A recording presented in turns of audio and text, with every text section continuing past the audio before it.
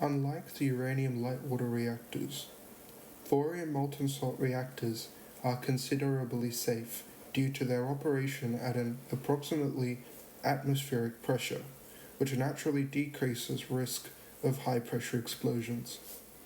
The exact reactions are as follows. Thorium-232 absorbs a thermal neutron, producing thorium-233 and gamma radiation, after which the first beta decay takes place, where thorium-233 decays via beta emission into protactinium-233, an electron and an electron antineutrino. In the second decay, protactinium-233 decays into uranium-233, an electron and an electron antineutrino. When uranium absorbs a neutron, 200 megaelectron volts of energy is released. These reactions are particularly important to another property of thorium MSRs, often cited to support their safety, that their reaction slows down as temperature increases, due to an associated overall negative temperature coefficient, in effect limiting any unstable runaway reactions.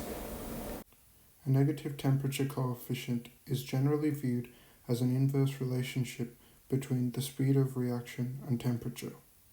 This relationship is accredited to none other than the Doppler effect. It is appropriate to introduce at this point the concept of cross-section, a measure of probability that a neutron of some energy E or E' will be absorbed by a target nucleus in a nuclear reaction.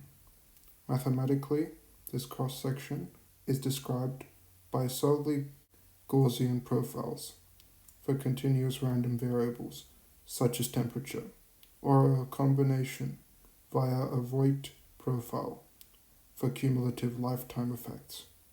In addition to this, we must examine quantum scattering theory, which states that neutron absorption is optimal when the neutron energy matches the resonance energy for a particular target. The cross-section is given by the Breit-Wiener formula, where sigma naught is the peak cross-section area at resonance. E subscript r is the resonance energy. Capital gamma is the resonance width, or energy range, where absorption is significant.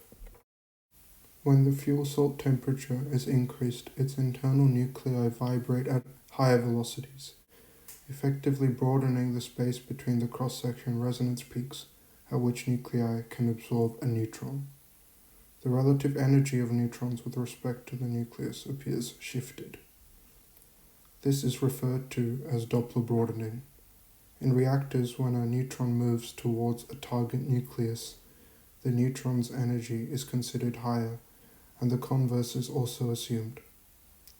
When the neutron of lab reference frame energy is shifted, we assume a new energy from the perspective of a thermally active nucleus. As previously discussed, the Doppler effect will be observed at increased velocities, and as such the Doppler kernel is engaged, where we take f of E prime minus E. The Breit-Wiener formula and the Doppler kernel are multiplied under the integral, averaging the cross-sections over all Doppler shifted energies. As a consequence, resonance spikes are smoothed and widened, fitting a broader distribution. The increasing Doppler broadening results in more neutrons being absorbed in resonance regions, and consequentially fewer neutrons are available for further fission reactions. The power required is lessened, and so is the temperature. Something worth noting is that the Doppler broadening occurs during the reaction, and as such, both uranium-233 and thorium-232 exhibit it.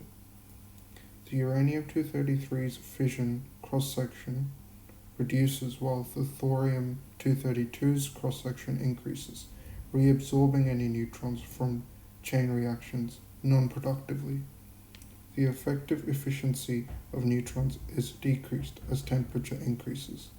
It has been an insightful opportunity to present to you a key safety feature of thorium MSRs, and I hope you have had your faith in the prospects of ingenuity in nuclear power reinforced.